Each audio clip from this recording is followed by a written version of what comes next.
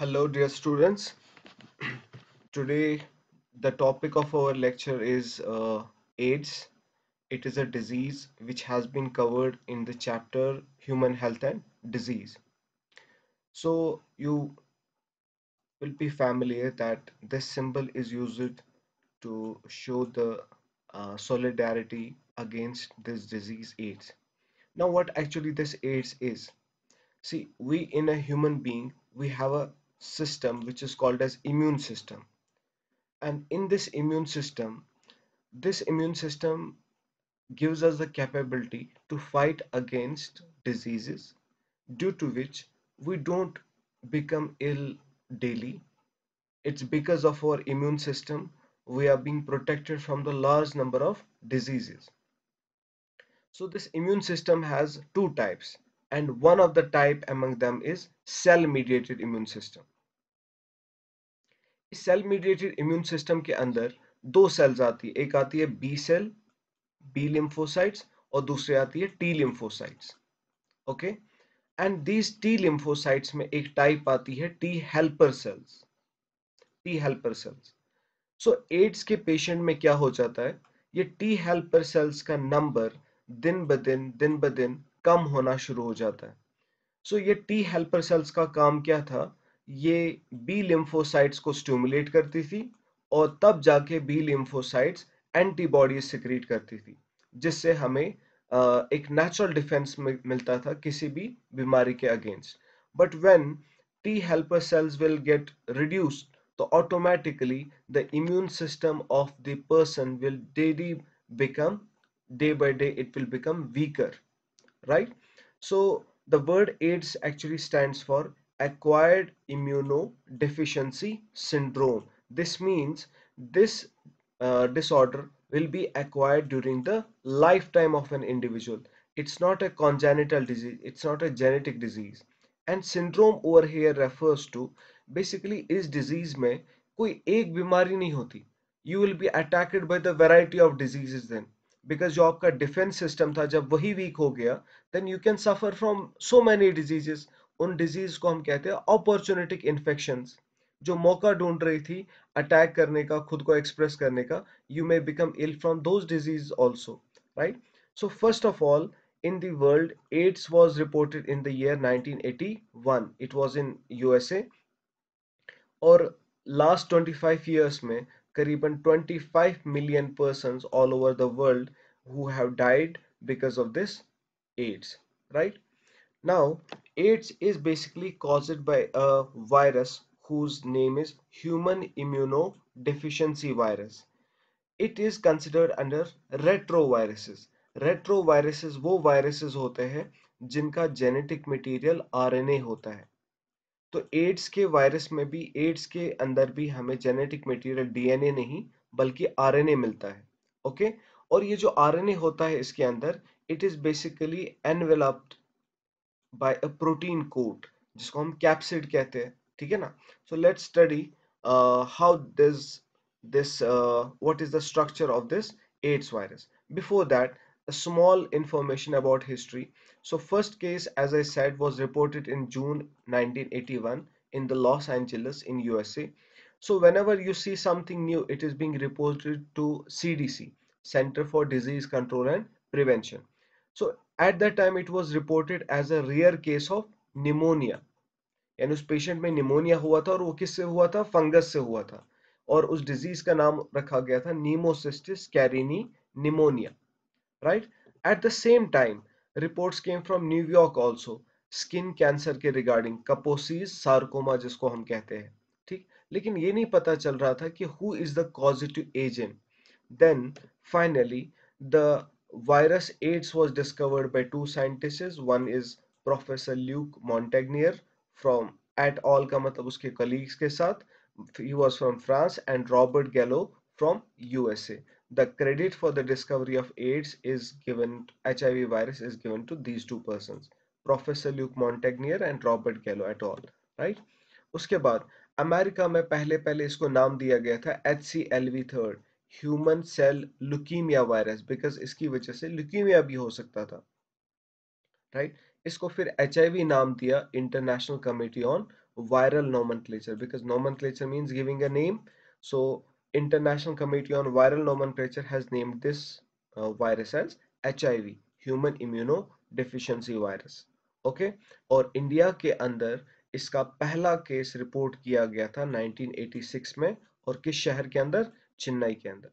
Okay so इस structure HIV के virus का स्ट्रक्चर कैसा होता है?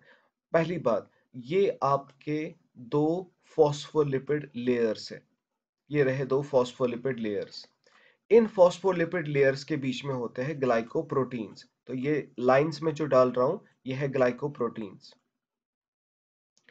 और जो ग्लाइकोप्रोटीन यहाँ पे इस फॉस्फोलिपिड बाइलेयर के बीच में है, उसका मॉलिक्यूलर वेट हम वही रिप्रेजेंटेड बाय GP41। ठीक है, और इन्हीं के ऊपर some of the glycoproteins form the spikes like this, spikes।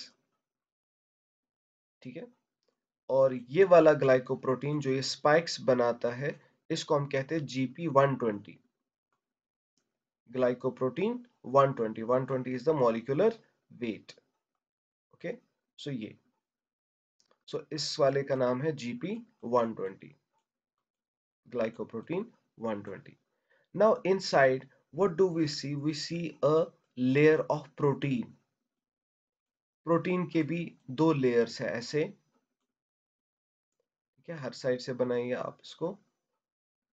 ये रही एक लेयर।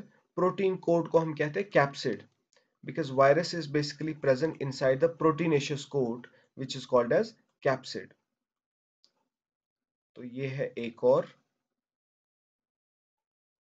तो बना दिए हमने दो प्रोटीन लेयर्स, और इन प्रोटीन लेयर्स के अंदर दो स्ट्रैंड्स आरएनए के होते हैं अलग अलग। ये रहा एक स्ट्रैंड और ये रहा दूसरा स्ट्रैंड, और इस स्ट्रैंड के साथ एक एंजाइम होता है जुड़ा हुआ, जिसको हम बोलते हैं रिवर्स ट्रांसक्रिप्टेस। ठीक है, इस एंजाइम का नाम है रिवर्स ट्रांसक्रिप्टेस, TRANSCRIPTASE। और एक और एंजाइम होता है इंटीग्रेस, ठीक है, यहाँ पे एक और एंजाइम होता है इंटीग्रेस। सो इस रिवर्स ट्रांसक्रिप्टेस का काम क्या है? बेसिकली आपको पता है कि डीएनए जो है वो डायरेक्टली खुद को एक्सप्रेस नहीं करता, वो सबसे पहले क्या बनाता है? आरएनए। फिर आरएनए न्यूक्लियस से बाहर निकल के राइबोसोम्स के साथ जुड़ के क्या बनाता है? प्रोटीन। आरएनए से प्रोटीन का बनना, this process called as translation. This process is called as translation. But DNA से आरएनए का बनना कहलाता है ट्रांसक्रिप्शन। मगर यहां तो वायरस में डीएनए नहीं है ना, आरएनए है।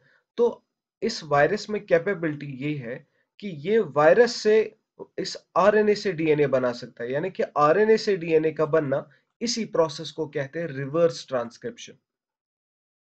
बात आई समझ? वरना डीएनए से आरएनए बनता था, उसको ट्रांसक्रिप्शन कहते हैं।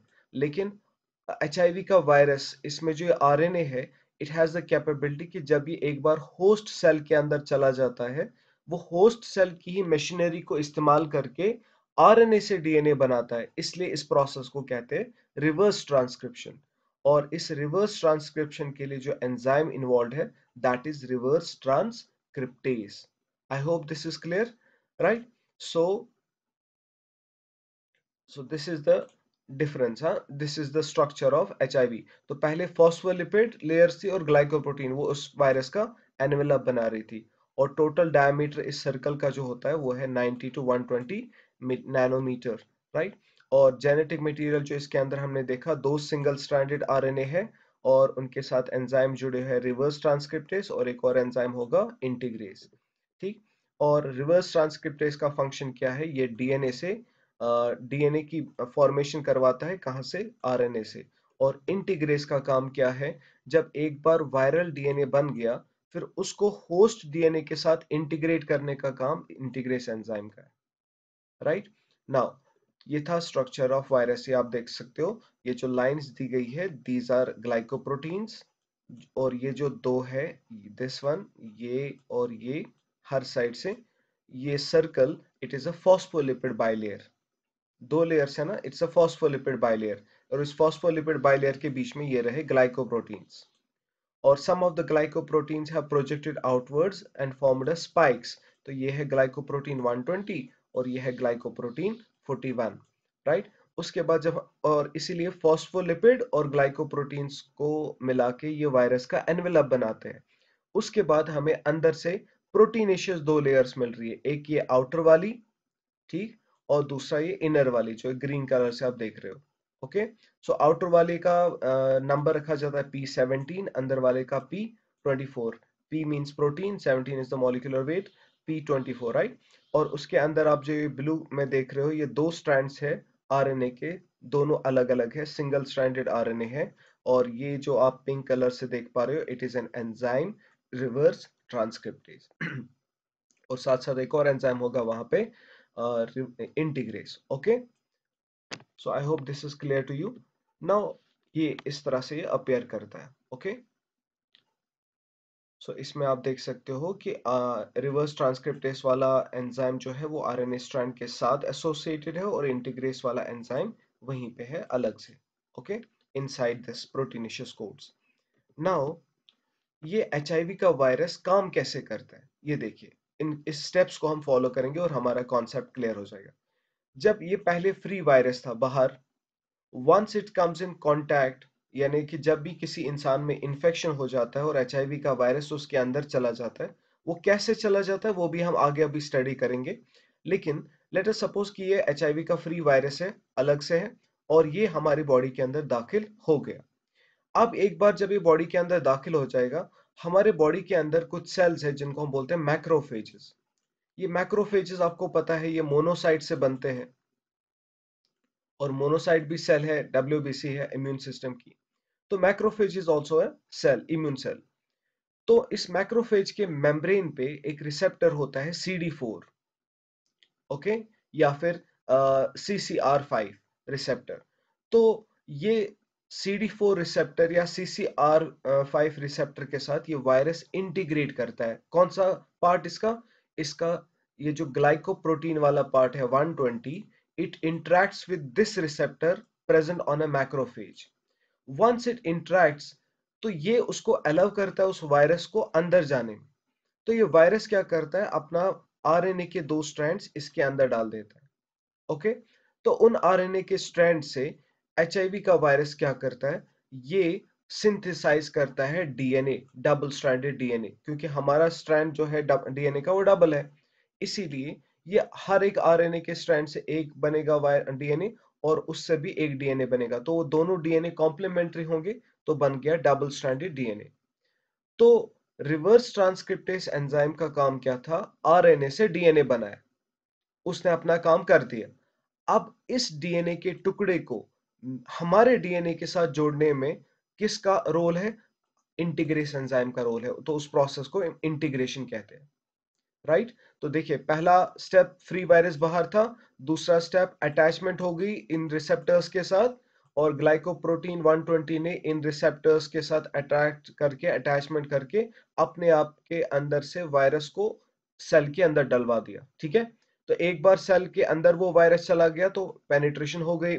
ठीक, next reverse transcription. Reverse transcription का मतलब कि वायरस का जो आरएनए है वो हर एक स्ट्रैंड बनाएगा एक डीएनए। तो आपको पता है वायरस में दो स्ट्रैंड्स है तो दो डीएनए बनेंगे, यानी कि डबल स्ट्रैंडेड डीएनए बनेगा। हो गया रिवर्स ट्रांसक्रिप्शन भी with the help of enzyme reverse transcriptase. फिर फिफ्थ स्टेप क्या होगा, ये डीएनए को हमारे डीएनए के साथ एसोसिएट करने में इंटीग्रेस एंजाइम रोल प्ले करेगा। ये देख रहे हो आप ब्लू वाला पार्ट, और ये हमारा वाला डीएनए। तो इस वाले डीएनए को इस वाले डीएनए के साथ एसोसिएट करने के प्रोसेस को इंटीग्रेशन कहते हैं। उसके बाद जब डीएनए हमारा बन गया, अब डीएनए हमारा ट्रांसक्रिप्शन करेगा, यानी कि वो बनाएगा आरएनए। लेकिन क्योंकि इस वायरल डीएनए ने हमारे डीएनए को ओवरकम कर लिया, इसीलिए अब जो वो प्रोटीन्स बनाएगा वो एचआईवी के प्रोटीन्स होंगे। अब इस दो आरएनए के स्ट्रैंड्स को ऊपर से प्रोटीन कोड चाहिए बनने के लिए, तो ये क्या करेगा, ये हमारे सेल की ही प्लाज्मा मेम्ब्रेन में से कुछ पार्ट्स को यूटिलाइज करके अपना मेम्ब्रेन बना देगा। ठीक है, so immature virus pushes out of the cell taking some cell membrane with it. The protease enzyme is processing the proteins in the newly forming virus. इस तरह से इसने हमारे मेम्ब्रेन से ही कुछ प्रोटीन चुरा के अपना कवर बना दिया, राइट। और ये है इमेच्योर वायरस जो इस सेल से अब बाहर निकला। अब ये इमेच्योर वायरस जब मैच्योर हो जाएगा और ये बाकी सेल्स में फिर से अटैक करेगा, तो सबसे पहले ये मैक्रोफेजेस में अटैक करता है, उसके बाद ये मैक्रोफेजेस में लगातार ये साइकिल चलता रहता है, इसीलिए मैक्रोफेज को कहा जाता है एचआईवी की फैक्ट्री। ठीक है, एक मैक्रोफेज के बाद ये दूसरे मैक्रोफेज को पकड़ेगा और मैक्रोफेज के ऊपर हमें CD4 रिसेप्टर्स मिलेंगे। एक बार जब मैक्रोफेजेस में बन रहा है प्रोसेस, उसके बाद ये वायरस जो है नया virus, it can enter into the T helper cells, और टी हेल्पर सेल्स के मेम्ब्रेन पे रिसेप्टर जो होगा CCR5 होगा या CXCR4 होगा। So once with the help of these receptors, glycoprotein उनकी वजह से उसके अंदर चला जाएगा टी हेल्पर सेल्स के अंदर, और टी हेल्पर सेल्स के अंदर जब ये वायरस रेप्लिकेट करेगा, T helper cells will burst, जिससे टी हेल्पर सेल्स की डेथ हो जाएगी और दिन ब दिन उनका नंबर कम होता जाएगा। तो जब हमारे बॉडी में टी हेल्पर सेल्स का नंबर नॉर्मल से भी काफी कम हो जाएंगे, तो हम we will become prone to diseases. हमारा इम्यून सिस्टम वीक, तो इससे हमें बीमारियों का खतरा ज्यादा हो जाएगा। तो इस तरह से एचआईवी का ये लाइफ साइकिल चलता है। I hope it is clear. Virus बाहर से आया, खुद को पहले मैक्रोफाज के साथ अटैच किया, मैक्रोफाज में रिसेप्टर ये था CD4, एंटर किया, अपने वायरल डीएनए को, अपने वायरल आरएनए को अंदर डाला, उसकी वजह से होस्ट के अंदर उसने अपने एचआईवी डीएनए डाला। एचआईवी डीएनए बनने के बाद इंटीग्रेस एंजाइम उसके डीएनए को हमारे डीएनए के साथ एसोसिएट करेगा, उसको इंटीग्रेशन कहते हैं। उसके बाद हमारा डीएनए ट्रांसक्रिप्शन करके जो आरएनए बनाएगा वो एचआईवी का आरएनए होगा। फिर एचआईवी का आरएनए हमारे मेम्ब्रेन से ही अपने कवर बनाएगा, ठीक है, बाहर निकलेगा और फाइनली फिर अदर मैक्रोफेजेस को पकड़ेगा, और मैक्रोफेजेस को एचआईवी फैक्ट्री कहा जाता है। और मैक्रोफेजेस के साथ साथ जब ये हेल्पर सेल्स को पकड़ेगा, उससे हेल्पर सेल्स की डेथ हो जाएगी, बर्स्ट हो जाएंगी हेल्पर सेल्स, और दिन ब दिन हेल्पर सेल्स का नंबर कम होता जाएगा, right. Now, how does the transmission of HIV infection occurs? First, ये बॉडी फ्लूइड से स्प्रेड होता है, तो बॉडी फ्लूइड्स में ब्लड आता है, लिम्फ आता है और सीमेन आता है। तो अगर किसी इंसान का सेक्सुअल कांटेक्ट हो जाए किसी इन्फेक्टेड पर्सन के साथ, that can become a reason कि एचआईवी इन्फेक्शन हो जाएगा। और अगर किसी इंसान में ब्लड ट्रांसफ्यूजन के वक्त ब्लड डोनेट किया गया या ट्रांसफ्यूज करवाया गया, उसमें अगर वो ब्लड में इन्फेक्शन था, तो उससे वो दूसरे हेल्दी पर्सन में भी चला जाएगा। अब ड्रग यूजर्स जो होते हैं, वो जब ड्रग परचेज करते हैं, वो उसको एक ही सिरिंज में भरते हैं, फिर एक ही सिरिंज मल्टीपल पर्सन यूज करते हैं, राइट, ये आधा वो। इस तरह से अगर उनमें से किसी को एचआईवी होगा, तो उसके साथ सिरिंज का कांटेक्ट आने पे जब वही सिरिंज दूसरा बंदा यूज करेगा, तो उसको भी इन्फेक्शन हो सकता है।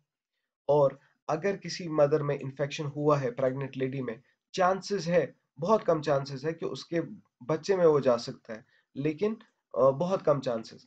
लेकिन अगर आजकल जिस साल फीमेल प्रेग्नेंट होती है, तो उस साल लगातार टेस्ट्स किए जाते हैं, तो पहले ही डिटेक्ट किया जाता है कि ये फीमेल एचआईवी इन्फेक्टेड है या नहीं। और अगर पहले ही पता चला, तो उसको कुछ ऐसे ड्रग्स दिए जाएंगे जिससे एचआईवी का जो नंबर है वो कम रहे, अंडर कम रहे, ताकि बच्चा उसका प्रोटेक्टेड रहे। अलबत्ता after delivery she can not feed her own breast milk, क्योंकि वरना उस बच्चे को भी एचआईवी हो सकता है, राइट। नाउ, तो इससे पता चला कौन से लोग ज्यादा हाईली रिस्क पे है इन्फेक्शन पाने के। उसमें वो लोग आएंगे जिनके मल्टीपल सेक्सुअल पार्टनर्स होंगे, अनप्रोटेक्टेड सेक्स होगा, या फिर ड्रग एडिक्ट्स, जो ड्रग्स भी अपने इस ब्लड वेसल में डालते हैं, right, by using the same syringes.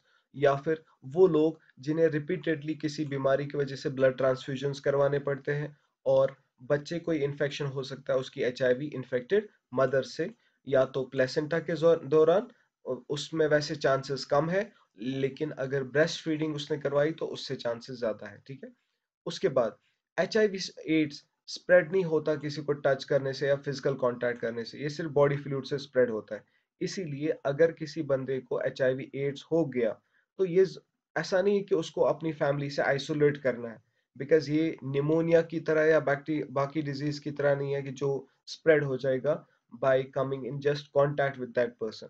Okay, so एक बार जब किसी को एचआईवी का इन्फेक्शन हो जाता है, then there is a lot of time lag between the infection and appearance of symptoms. That time lag can vary between 5 to 10 years. 5 से 10 साल लगेंगे उसको पता चलने में कि उसको एचआईवी इन्फेक्शन हुआ है। ठीक है, तो इन्फेक्शन से लेके appearance of symptom तक जो ये पीरियड है, that's period is called as incubation period.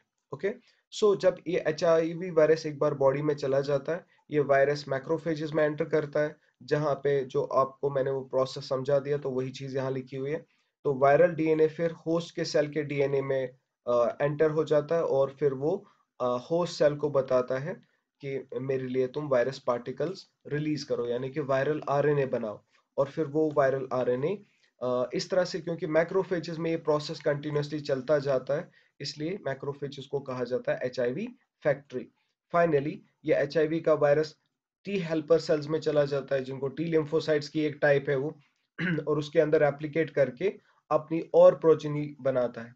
तो जब वो प्रोजेनी वायरसेस हेल्पर सेल्स को अटैक करती है, इससे हेल्पर सेल्स का नंबर दिन ब दिन डिक्रीज होता जाता है। इसीलिए इस दौरान पर्सन में फीवर होगा, डायरिया होगा या वेट लॉस होगा, और हेल्पर सेल्स का नंबर डिक्रीज हो जाने की वजह से उस ऑर्गेनिज्म को छोटे मोटे बीमारियों का भी खतरा है। तो they are called as opportunistic infection.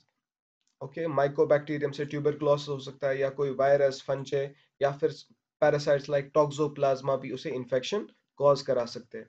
तो ये पेशेंट अब इम्यूनो डेफिशिएंट हो गया, क्योंकि ये अब छोटे मोटी बीमारियों से भी खुद को बचा नहीं सकता।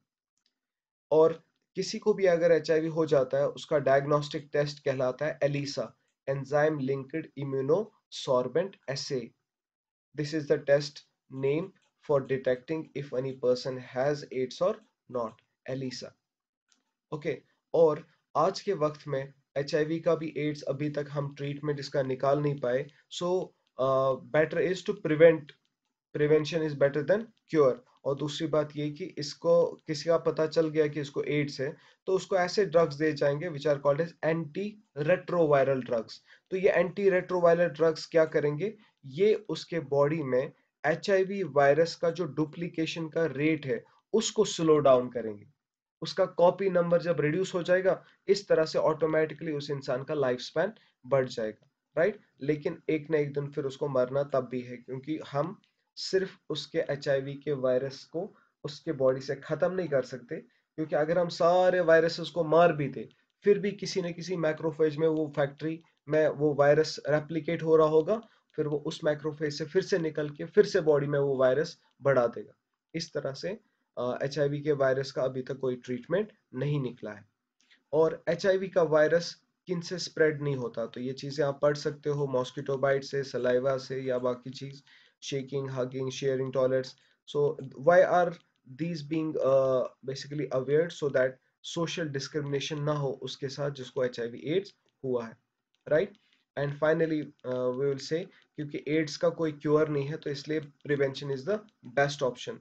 or HIV infections, they spread due to conscious behavior patterns, because you saw that having a sex with an infected person, that is a conscious behavior, right? Similarly, it does not spread automatically like pneumonia or typhoid. Droplets हवा में आ गए तो फिर infection हुआ, इस तरह से ads नहीं फैलता।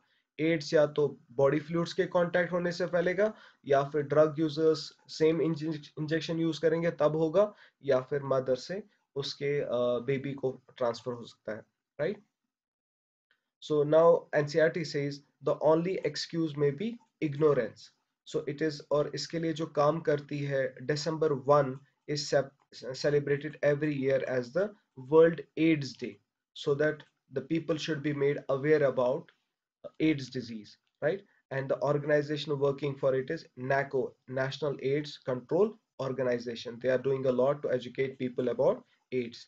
So WHO ने काफी सारे प्रोग्राम्स बनाए हैं ताकि HIV स्प्रेड इन्फेक्शन को रोका जा सके, और ब्लड बैंक्स में जो ब्लड रखा जाता है, that should also be safe from HIV, and there should be use of only disposable needles and syringes, not a single syringe should be used for the other patients also, right? Or free distribution of condoms ताकि unprotected sex ना हो, and safe sex और in regular checkups के बारे में लोगों को aware करना, ठीक है।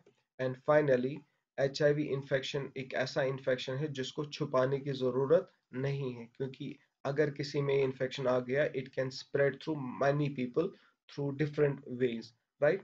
So we need to boycott the social discrimination, and we need to help and be sympathetic towards those people who have been shunned by the society because of getting HIV AIDS, right? तो ये चीज़ आप पढ़ सकते हो। तो इस disease को हमें सिर्फ टैकल करना है सोसाइटी में एक मेडिकल फ्रेटर्निटी यानी ब्रदरहुड के द्वारा, ताकि हम इस डिजीज के स्प्रेड को रोक सकें। Okay, so see you in next lecture. Till then.